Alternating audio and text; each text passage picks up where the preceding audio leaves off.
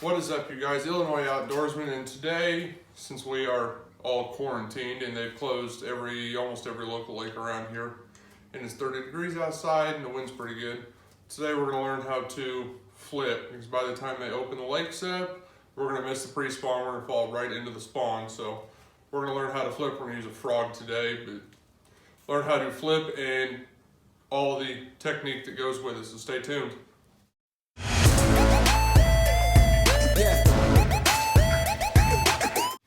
Alright, you guys, so as you can see, I've got my rod here. We're going to learn how to flip. This is a 7'10" heavy action quantum smoke rod with a quantum nitrous reel.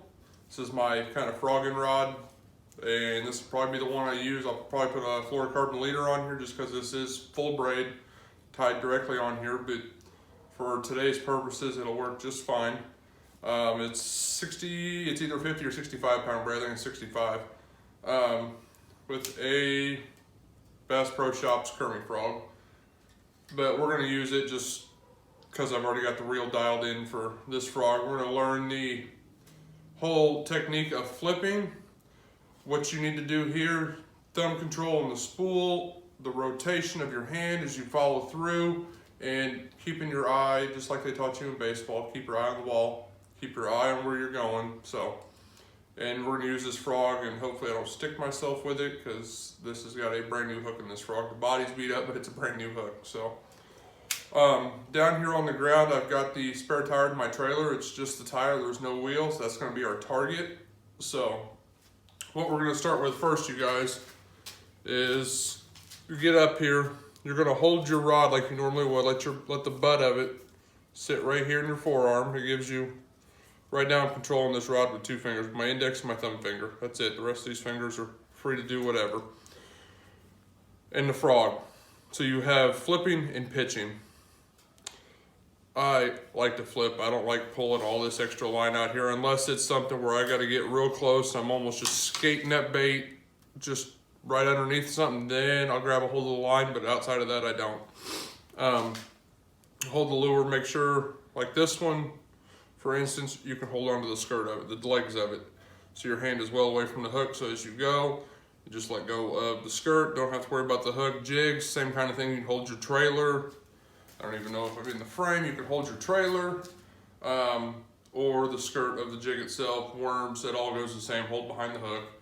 Kind of gets rid of your risk of hooking yourself. So with that, we're going to flip the camera around. I'm going to lower it down so you guys can kind of see the target, and we'll go from there and start this pitching. So as you guys can see, there's a tire right out there in front of you. Right now I'm 10 feet from it. You guys are sitting 4 or 5 feet behind it, so it looks like we're way far off. But as you can see, right up here, it's a tire, no wheel. What we're going to practice doing, get this technique down, okay?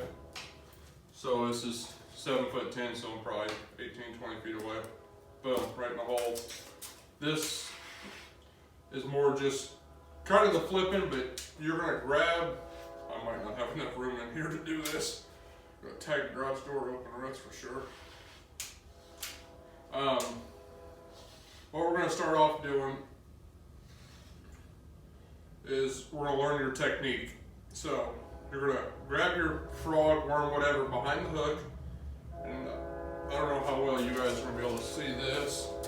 You want just enough tension to just start to move that rod tip just a little bit. Just a little bit of flex is gonna help you use the rod to do the work. So with that being said, you're gonna have this butt kind of up here and your reel's almost sideways. So I see I have control. Here's my 3 fingers, index finger, and my thumb. I've got just my index finger and my thumb on here. Right now my spool is open, so my thumb is holding the line right now. So what we're gonna do, this is probably too close, but for demonstration purposes, it's gonna work. You're gonna hold on to your skirt behind your hook. As you come forward, you're gonna roll your hand in and roll this rod over. So you're gonna start off where you're like this, and as you come forward, you're gonna roll this rod. It's gonna roll with it. So we're gonna back up here. We're going to roll the rod just kind of toss it out there. I probably got just a little too much line out here. You want to get your line where your lure sits just about the top of your reel. So you've got the butt of the rod and the reel. So you've got this particular rod, I got about a foot left. Get behind the hooks, hold on to it. As you come forward, you're going to roll that rod. And like I said, for demonstration, this is probably a little too close. But you're going to be able to get the concept out of this in practice. And as you guys practice with it, you're going to get more and more efficient where you can skip further and further. And ta-da. So with that being said, you've got, as you guys can see, I'm kind of grabbing the line, just trying to get some slack back into it. You've got flipping, where you're getting there. Miss that one. I'm going to break this rod. You've got flipping, gets in there. But as you get going and you get better at it, you're going to use more and more your rod to where you can get it way out there. The objective of this is, as you're going, you're going to get better and better, and this is going to take practice, you guys. It doesn't come easy. This isn't for a beginner fisherman. It's something, let me set this down. It's something that, this is something